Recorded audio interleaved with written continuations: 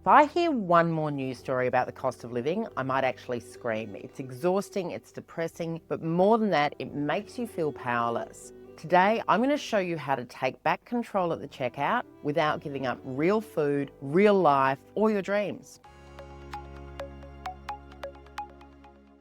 I'm Phoebe Blamey. I'm a former financial advisor, author of The Happy Money Journey, and someone who loves a good shop. But I hate wasting money. And today I don't want to talk about living off lentils. I want to talk about shopping smarter, keeping more money in your account every week, even when the headlines scream otherwise. So let's go through my 3 most effective real-world ways to bring down your grocery bill. Number 1, break up with your supermarket. We shop on absolute autopilot. We go to the same store, we've got the same habits, same exploding end total. I used to do the same thing. And then I noticed my toothpaste had gone up to $9. My dishwashing tablets had gone from $13 to $30. And I was spending $200 where I'd formerly been spending $100. So I stopped shopping with brand loyalty. Now I plan. I look at what's already in my cupboards. I've got meals, I've got, what can I make with what I've got? What can I slow cook, batch prep, reheat later? And then I shop really intentionally. I'll use Aldi for the basic ingredients. I'll go to the Asian grocery for those specialty ingredients. And if I am going to use a big supermarket, I am going to click and collect because those things are designed to make you spend more.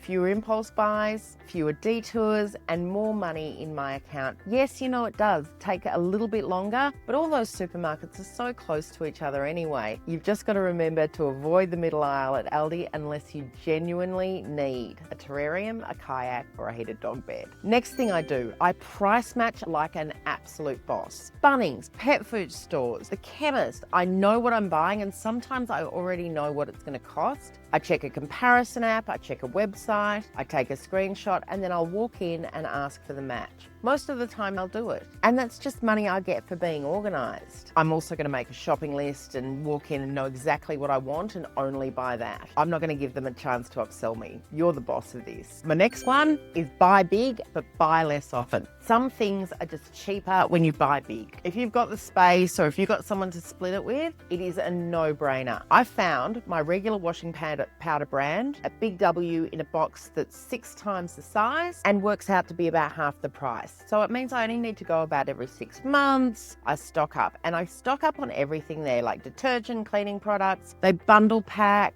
And if you've got family living nearby, it's really easy just to split it as well. But you can stock up, you only need to do 1 trip and your future self will thank you. So there's your checklist. Shop around, no more brand loyalty. Price match, it's so much easier than you think and the savings are great. And buy big, buy in bulk. Future you will thank you. None of this is radical, but it works and it really adds up fast. So tell me in the comments, which one are you going to try first? Are you going to change your supermarket? Are you going to buy in bulk? Are you going to try click and collect? Let me know in the comments. I want to hear how it goes. And if you've got a great cost saving tip, I want that here too, because we're all trying to make it through this cost of living crisis together. New videos drop every week to help you spend smarter, save more, and kill your debt. One practical step at a time. I'm Phoebe Blamey, and until next time, enjoy your journey.